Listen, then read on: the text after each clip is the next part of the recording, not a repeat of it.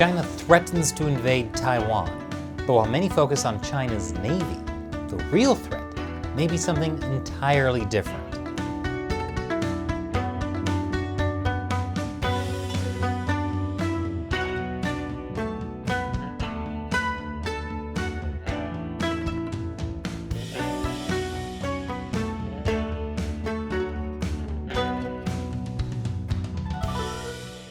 Welcome to China Uncensored. I'm Chris Chappell. This episode is sponsored by PC Doctor Toolbox. Protect your PC from software crashes, hardware failures, and the kind of glitches that make your life miserable.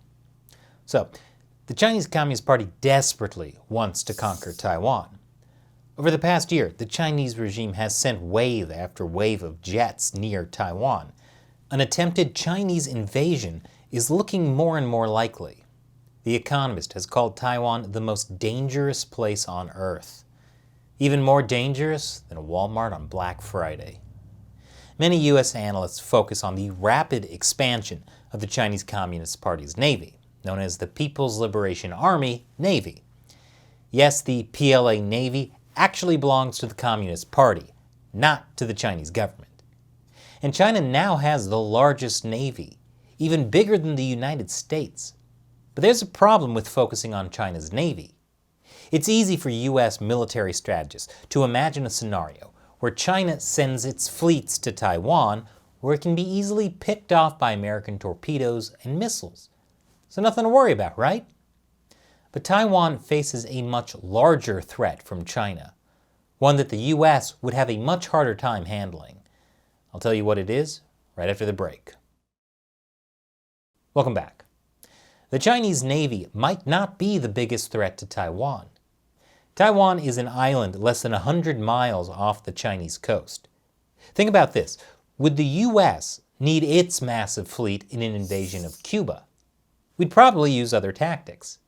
That's why, according to the nonprofit Nuclear Threat Initiative, we could be facing a Taiwan missile crisis. China has thousands of missiles permanently pointed at Taiwan. That's not including the capabilities of the PLA rocket force. China could pulverize Taiwan's air defenses, runways, and communications. That would free the way for Chinese bombers, aircraft, and drones.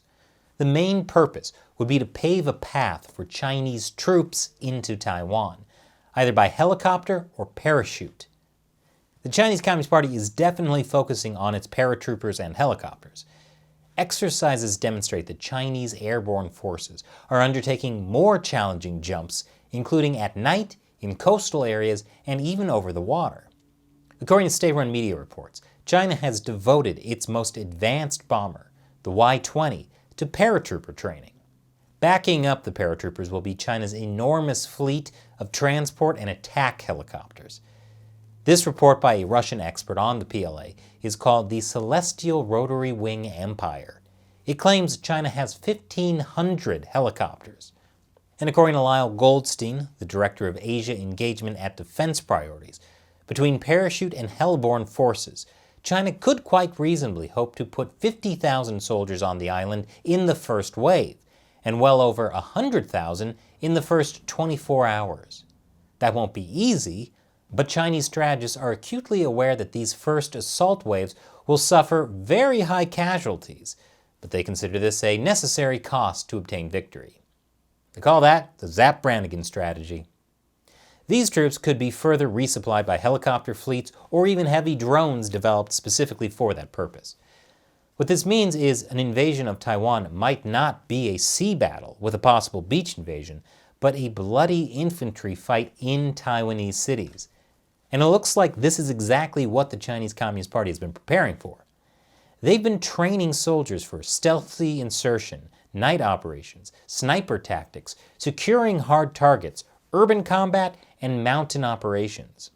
They've also invested in small, maneuverable craft like this amphibious all-terrain vehicle. These vessels have speed, stealth, and low cost, but perhaps their most notable virtue is their small size, allowing them to be carried and launched by almost any civilian vessel, including ships of China's enormous fishing fleet.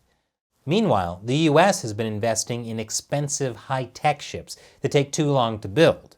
As we discussed on a recent episode of America Uncovered, Has China's Navy already beaten the US Navy?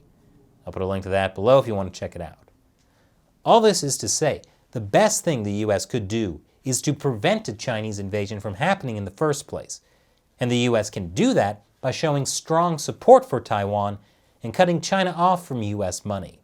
Because the alternative is a bloody war the Chinese Communist Party will have no problem fighting. And this episode is sponsored by PC Doctor Toolbox. Computer and software crashes, hardware failures, and general computer slowdowns are way too common. And they can happen at the worst times, like when you're at a business meeting, or when China is in the middle of invading Taiwan. It could happen anytime. And that's why if you're using a PC, you should also be using PC Doctor Toolbox. Stop crashes and other system problems before they happen. And we have a 50% off discount just for China Uncensored viewers. Use the link and coupon code below to take advantage of this limited time offer. I'm Chris Chappell. Thanks for watching China Uncensored.